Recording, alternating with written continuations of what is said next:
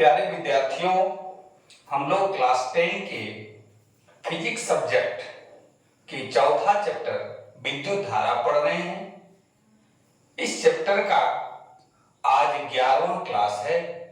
पिछले 10 क्लास के वीडियो को देखने के लिए डिस्क्रिप्शन में लिंक शेयर किया गया है, आप वहां जाकर देख सकते हैं। आइए आज का जो इम्पोर्टेंट टॉपिक है उस पर हम लोग बात करते हैं कि विद्युत धारा का ऊष्मीय प्रभाव, heating effect of electric current से क्या समझते हैं या किसे कहते हैं।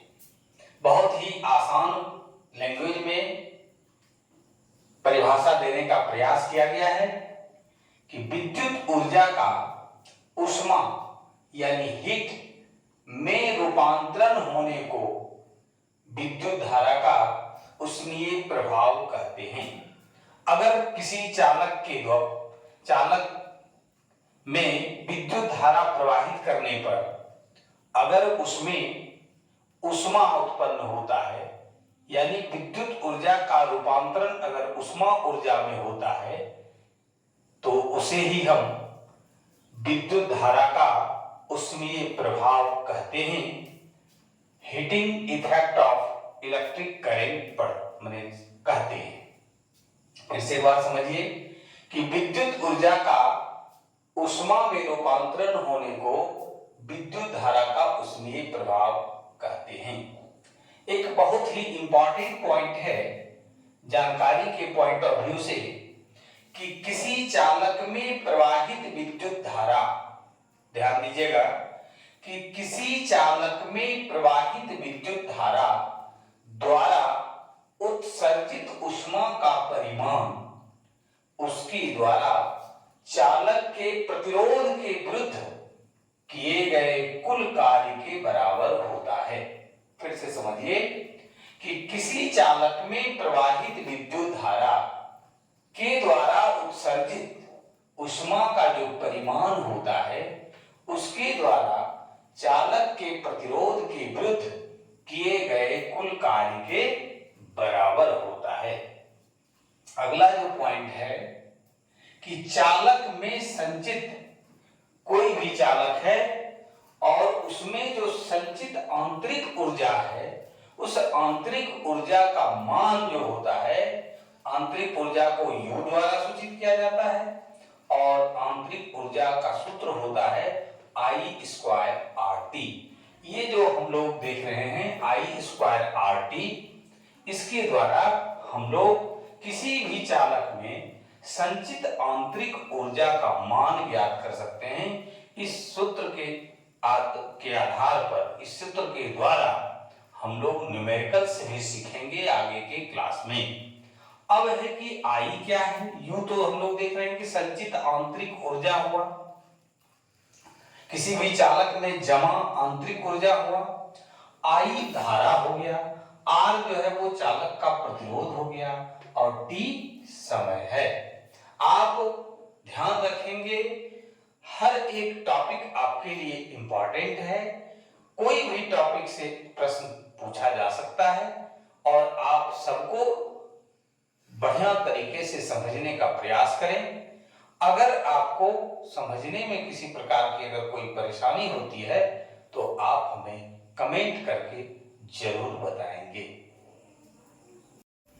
अब देखिए, बहुत ही इंपॉर्टेंट टॉपिक है कि विद्युत धारा का ऊष्मीय प्रभाव का उपयोग, यूजेज ऑफ हीटिंग एलिमेंट। इसका यूजेज क्या है, उपयोग क्या है, heating element of electric current का उपयोग क्या है, बहुत ही इंपॉर्टेंट है। आखिर हम लोग विज्ञान में कोई भी चीज ऐसा है नहीं पढ़ते हैं जिसका कि उपयोग हमारे दैनिक जीवन में नहीं हो। इसलिए हम लोगों के दैनिक जीवन में जिसका उपयोग है, जो हमसे रिलेटेड है, हम लोग उसी चीज को प्रायः विज्ञान के अंतर्गत पढ़ते हैं और उन्हीं टॉपिक को विज्ञान के अंतर्गत समाहित किया गया है। अब आइए कि विद्युत धारा का उष्मीय प्रभाव का उपयोग क्या है। तो इसका उपयोग देखिए, जो हमारा हम लोग घर में करते हैं, तो घरेलू उपकरणों जैसे हीटर के द्वारा क्या करते हैं, हम लोग खाना पकाते हैं, आयरन कपड़ा इस्त्री करते हैं। इसके बाद है रूम हीटर के द्वारा क्या किया जाता है, रूम को हीट किया जाता है, गर्म किया जाता है ठंडे मौसम में। फिर देखिए टोस्टर के द्वारा टोस्ट बनाया जाता है, सोल्डरिंग रॉड जिससे कि सोल्डिंग का कार्य किया जाता है। तो हम लोग देखते हैं कि सोल्डिंग करने में सोल्डरिंग रॉड को विद्युत के द्वारा पूरा गर्म किया जाता है और गर्म करने के बाद तब सोल्डिंग का काम किया जाता है।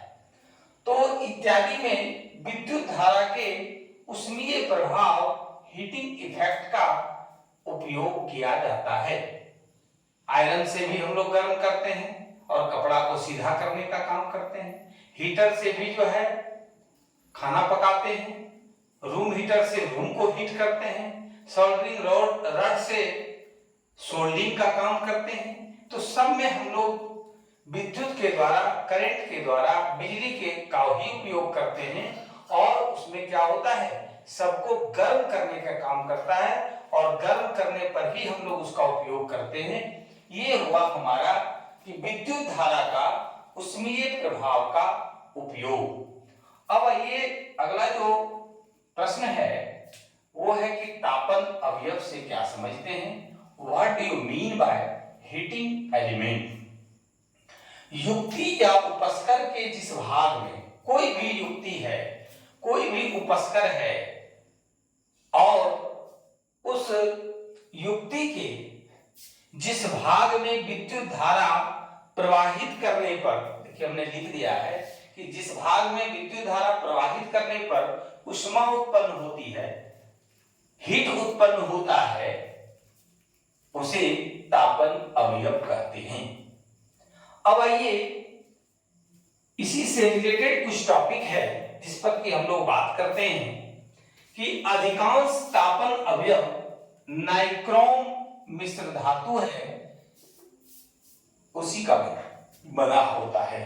अधिकांश जो हम लोग हीटिंग एलिमेंट का जो इस्तेमाल करते हैं, तापन अवयव का जो इस्तेमाल करते हैं, उसमें नाइक्रोम का ही उपयोग किया जाता है। अब नाइक्रोम है क्या, तो नाइक्रोम एक मिश्र धातु है, एलॉय है, जो किसका बना होता है, निकेल है, इसमें 60%, ध्यान दीजिएगा। क्रोमियम है 12%, मैग्नीज है 2%, लोहा है 26%। कहने का मतलब है, ध्यान से समझिएगा कि अगर 100 ग्राम नाइक्रोम है तो उसमें 60 ग्राम निकेल है, 12 ग्राम क्रोमियम है, 2 ग्राम मैग्नीज है और 26 ग्राम लोहा है।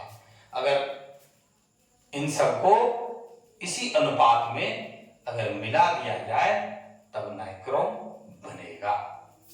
याद रखिएगा, बराबर पूछा जाता है कि नाइक्रोम के कंपोनेंट का नाम बताएं, अवयव का नाम बताएं कि नाइक्रोम जो मिश्र धातु है किन तत्वों से मिलकर बना है और उसका कंपोजिशन कितना है। तो उस स्थिति में आप लोग को जवाब देना है कि निकेल 60%, क्रोमियम 12%, मैग्नीज 2% और लोहा 26% होता है। आप हीटिंग एलिमेंट की बात करते हैं अगर, तो विद्युत बल्ब में फिलामेंट जो होता है वो टंगस्टन का तार होता है और उसमें जब विद्युत धारा प्रवाहित होता है तो देखते हैं जो गर्म होकर के लाल होता है, लाल तप्त हो जाता है, जिससे कि प्रकाश निकलती है और वो उस जगह को प्रकाशित करने का काम करती है। वो आपका हीटिंग एलिमेंट अगर विद्युत बल्ब में पूछा जाए तो वो आपका टंगस्टन है और टंगस्टन का ही फिलामेंट बनता है। अब है एक प्रश्न और आपसे पूछा जाता है, बराबर पूछा जाता है कि विद्युत बल्ब जो होता है उसमें कौन सी गैसें भरी होती है, तो विद्युत बल्ब में हमने लिख दिया कि नाइट्रोजन और आर्गन जैसी निष्क्रिय गैस भरी होती है। अब देखिए एक शब्द है कि निष्क्रिय गैस क्या है। निष्क्रिय को ही हम लोग अक्रिय गैस भी बोलते हैं, अंग्रेजी में इनर्ट गैस भी बोलते हैं, नोबल गैस भी बोलते हैं। ये वास्तव में ये जो हम लोग बात जो छेड़े हैं ये फिजिक्स का नहीं है, ये केमिस्ट्री का चीज है। फिर भी हम लोग चर्चा करते हैं कि अक्रिय गैस या निष्क्रिय गैस या नोबल गैस उसको कहते हैं, उस तत्व के परमाणु को कहते हैं जिस तत्व के परमाणु के बाह्यतम कक्षा में आउटर मोस्ट ऑर्बिट में 2 या 8 इलेक्ट्रॉन उपस्थित होता है। 2 अगर उपस्थित है यानी वो डुएट फॉर्मेशन कर लिया, द्वयक का निर्माण कर लिया, और अगर 8 इलेक्ट्रॉन उपस्थित है तो उसमें ऑक्टेट फॉर्मेशन कर लिया, अष्टक का निर्माण कर लिया।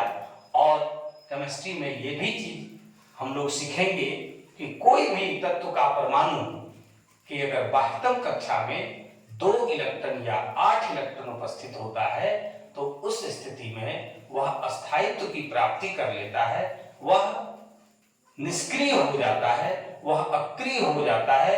उस तत्व के परमाणु रासायनिक अभिक्रिया में भाग नहीं लेता है, यानी वो स्टेबल हो गया, उसको कोई लेना देना नहीं है। और वही है आपका, उसमें से एक ऑर्गन भी है। जैसे आप अगर देखेंगे पेरियोडिक टेबल तो उसमें आपको पहला जो निष्क्रिय तत्व मिलेगा वो हीलियम है, उसके बाह्यतम कक्षा में 2 इलेक्ट्रॉन होता है। दूसरा आपका नियोन है जहां की उसके 8 इलेक्ट्रॉन होता है बाह्यतम कक्षा में आउटर मोस्ट ऑर्बिट में। फिर उसके बाद आर्गन है, आर्गन में भी 8 इलेक्ट्रॉन होता है। फिर उसी प्रकार से क्रिप्टन है, जेनन है और रेडॉन है। तो इन सब चीजों की विशेष जानकारी हम लोग केमिस्ट्री के क्लास में लेंगे। तब तक थोड़ा सा धैर्य रखिए, इंतजार कीजिए।